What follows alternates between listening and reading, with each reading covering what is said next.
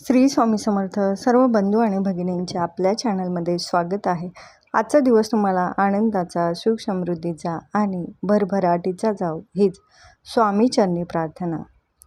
येत्या 23 एप्रिल 2026 वार गुरुवार या दिवशी गुरुपुष्य अमृत योग आलेला आहे आणि गुरुवारी विशेष आलेला आहे. तर या दिवशी जी काही आपण सेवा करू, माता लक्ष्मीची सेवा करू, तर याने जी काही आपण सेवा करू त्याच्या डबल आपल्याला हे फळ मिळत असतं. आणि गुरुपुष्य अमृत योगावर कोणतेही खरेदी, करार, व्यवहार जर केले तर त्याचं फल हे अनन्य मिळत असतं. तर अशीच एक सेवा आहे. ही सेवा कुणीही करू शकतं. या सेवेला कोणतेही नियम किंवा अटी नाही. तर ही सेवा आपल्याला साधारण 24 दिवस करायची आहे. म्हणजे चढत्या क्रमाने आणि त्यानंतर मग उतरत्या क्रमाने करायची आहे. तर 12 फुलवातींची ही सेवा करायची आहे. तर सर्वात महत्त्वाच्या गोष्ट म्हणजे याच्यामध्ये आपल्याला फुलवाती लागणार आहे, ज्या की एकदम साध्या आणि सिंपल आपल्याला घरीही बनवता येतात. किंवा तुम्ही पूजा भांडारच्या दुकानात गेला तर सहज तुम्हाला 15 रुपयात 100 साधारण फुलवाती ह्या मिळत असतात. आणि त्यासाठी लागणार आहे ते गावरान तूप. तर शक्यतो गाईचंच तूप असावं किंवा मग घरात जे काही तूप बनवलेलं असेल तर तेही तूप या सेवेसाठी चालू शकतं. तर सर्वात पहिले गुरुपुष्य अमृत योग आहे, तर तो गुरुवारी आहे. तर या वेळात जेव्हा गुरुपुष्य अमृत योग लागतो तर साधारण हा रात्री 8:27 चालू होणार आहे. तर तो उत्तर रात्री साधारण 6:17 असणार आहे. तर आपल्याकडं जर चांदीची निरांजन असेल तर चांदीच्या निरांजनावरती करावी, किंवा ज्यांना शक्य असेल तर त्यांनी आजच्या दिवशी या गुरुपुष्य अमृतावर योगावरती चांदीची निरांजन खरेदी केली तरीही त्याचे भरपूर आपल्याला फायदे हे मिळत असतात. आणि गुरुपुष्य अमृतावरती खरं तर सोनं खरेदी केलं जातं. परंतु आजच्या महागाईच्या काळात प्रत्येक घराला किंवा प्रत्येक फॅमिलीला सोनं खरेदी करणं शक्य नाही, कारण त्याचे भावच एवढे गगनाला भिडलेले आहे आणि प्रत्येकाची परिस्थिती ही सारखी नसते. तर आपल्याला जेवढं शक्य होईल ना त्याप्रमाणे आपण ही सेवा करायची आहे. तर प्रत्येकाच्या घरात निरांजन असते. चांदीची असली तर ठीक, नसेल तर तुम्ही पंतीही घेऊ शकता, किंवा मग तुमच्याकडे जी कोणती निरांजन असेल तांब्याची, पितळाची, तीही निरांजन या सेवेसाठी चालेल. तर आपल्याला सेवा ही तुम्हाला जेव्हा शक्य असेल तेव्हा करू शकता. तुम्हाला सकाळी करायची, संध्याकाळी करायची, ज्या वेळेत तुम्हाला करायची आहे ती तुम्ही करू शकता. पण पहिल्या दिवशी गुरुवारी हा गुरुपुष्य अमृत रात्री आहे, त्याच्यामुळे तुम्हाला पहिल्या दिवसाची सेवा ही शक्यतो रात्रीच करावी लागणार आहे. तर त्यानंतर मग तुम्ही एक ठराविक वेळ करून ती सेवा रेग्युलर तुम्ही करू शकता.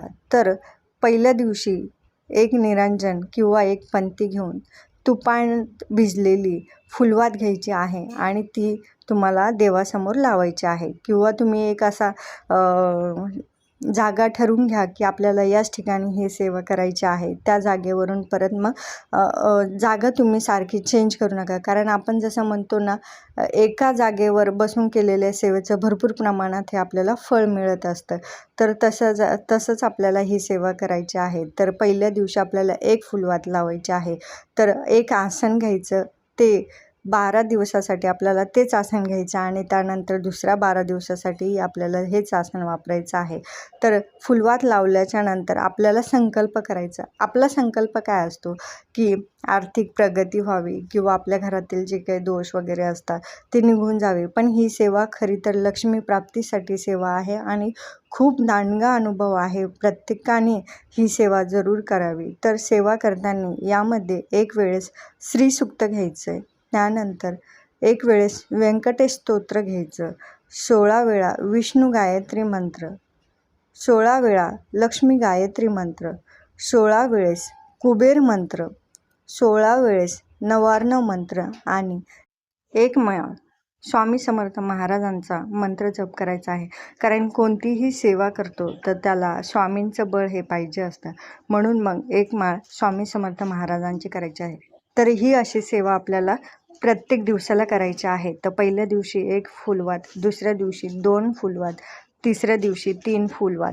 तर असं करत करत आपल्याला 12 दिवस ही सेवा करायची आहे. तर 13व्या दिवशी आपल्याला 12 फुलवाती लावायच्या आहे. यानंतर आपल्याला उतरता क्रम घ्यायचा आहे, म्हणजे 12, 11, 10, 9, 8, 7, 6, 5, 4, 3, 2, 1 अशाप्रमाणे आपल्याला ही सेवा करायची आहे. फुलवाती आपल्याला नंतर उतरत्या क्रमाने लावायची आहे, परंतु ही जी काही आपण सेवा करत आहे तर ही सेवा कंटिन्यू सेम घ्यायची आहे. याच्यामध्ये काहीही आपल्याला चेंज करायचा नाही. तर पहिल्या दिवशी एक फुलवात लावताना तुम्ही तर जे काही आपली काजळी किंवा जे काही फुलवात जळालेली राहील तर उरलेलं ते सगळं आपण एका पिशवीमध्ये भरून ठेवायचं, म्हणजे कारण ती पंतीही भरणार नाही, कारण दुसऱ्या दिवशी 2, तिसऱ्या दिवशी 3 अशा फुलवाती लावणार आहात. तर मग त्यातलं जे काही सामान किंवा काळी झालेले असेल तर तुम्ही यावेळेस ती पंती धुवूही शकता किंवा मग तुम्ही पुसून काढली तरीही चालेल. परंतु हा एवढा मोठा आणि खूप सुंदर अनुभव आहे. तर ही सेवा केल्याच्या नंतर तुम्हाला कमीत कमी साधारण 1 ते सव्वा महिन्यात जी काही खूप मोठी रक्कम आपल्या घरी ही चालत येते. हा अनेक स्वामी भक्तांचा रोकडा अनुभव आहे. तर प्रत्येकाने ही सेवा करावी. आता स्त्रिया जर सेवा करत असेल किंवा मुली ह्या सेवा करत असेल तर मासिक धर्म हा प्रत्येक महिन्यात येत असतो. तर अशा वेळेस आपल्याला जे मासिक धर्माचे 4 दिवस आहे तर ते 4 दिवस आपल्याला सोडून द्यायचे आहे आणि त्याच्यानंतर 5वा दिवस आपल्याला त्यामध्ये ॲड करून आपल्याला ती सेवा कंटिन्यू करायची आहे. तर अशा प्रकारे आपल्याला ही सेवा करायची आहे. परंतु सगळ्यात महत्त्वाचे आता सुट्ट्या लागणार आहेत. तर बरेच जण विचार करतील की ही सेवा आज इथे केली नंतर मग दुसरीकडे केली तर चालेल का? नाही, आपल्याला ही सेवा आपल्या घरात करायची आहे, कारण लक्ष्मी आपल्या घरात पाहिजे असेल तर ही सेवा ही आपल्याच घरात झाली पाहिजे.